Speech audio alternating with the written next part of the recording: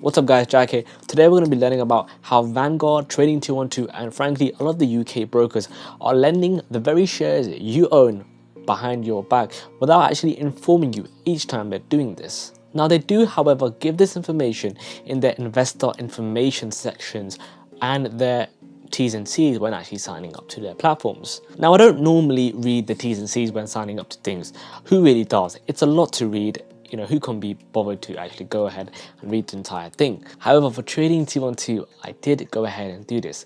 I read their client information, their T's and C's, and I found some interesting things in between. In their share dealing service, terms of business, they state a very interesting thing. If you scroll down to financial transaction, it states blah blah blah blah, or is lending your shares held in your account with us if we obtain prior consent to do this. Hold on a minute, I didn't give any consent to lending my shares, but apparently I did. Because literally right below that section it states, by signing this agreement you hereby give your explicit consent to Trading 212 to undertake and engage in securities financing transactions including lending the shares which are held in your account with us. Now I'll get back to Trading 212 in a second, but if you're thinking, I only use Vanguard, I don't really dabble with, stock picking, I don't really use Trading 212, well, you're also impacted because Vanguard seem to do the same thing or a similar thing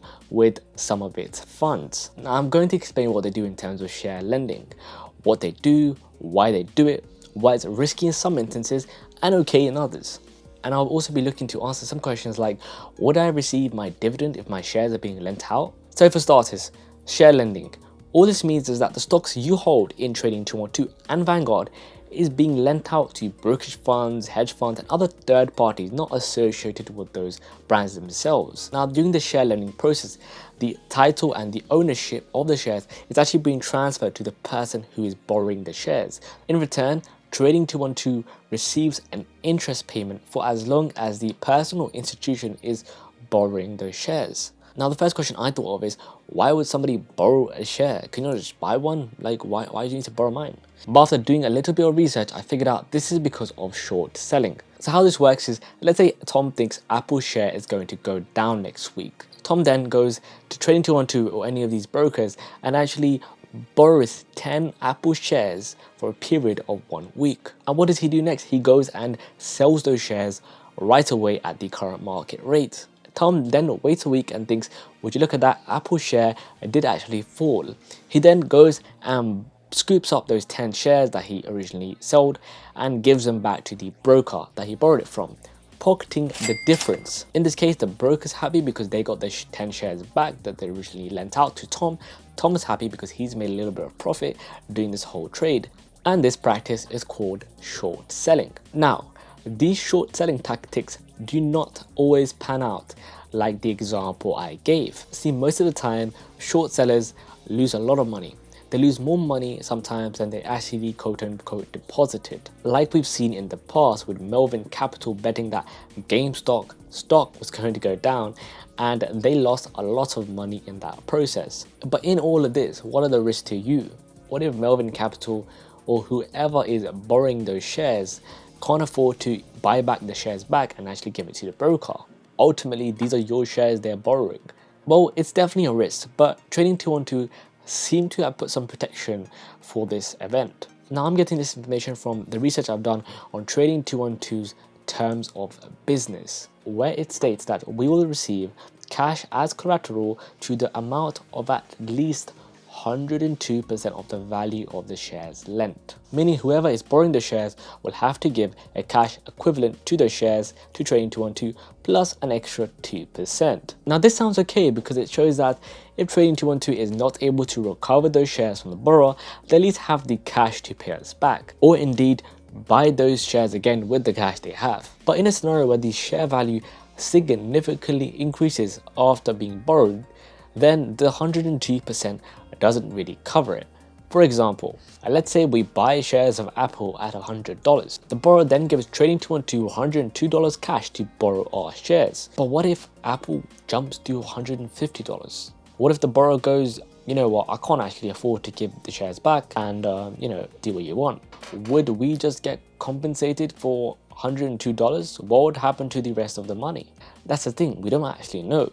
But Trading212 have stated that they will ensure that the amount they have is appropriate to cover this. Now, I'm not that worried about this, but I feel like Trading212 do need to let us know who these reputable third parties are. I feel like there needs to be a bit more transparency to, letting us know who's actually borrowing those shares, and also letting us know if they have sufficient collateral at each time to cover our positions. Because after all, we don't really benefit from this directly. We don't even get any interest payment for this. It does state in their terms of service that the proceeds paid by the borrower in excess and on top of the collateral amount shall only belong or should be due to Trading212 only. So there you go, Trading212 is confirming that any excess payments is going directly to them. It's not actually benefiting us at all. Now, the only benefit we do get from this is that Trading212 can sustain its business model. Because at the end of the day, guys, this is providing another income stream for Trading212 so it can continue to give us commission-free trading. But what are the risks? What happens to our dividends?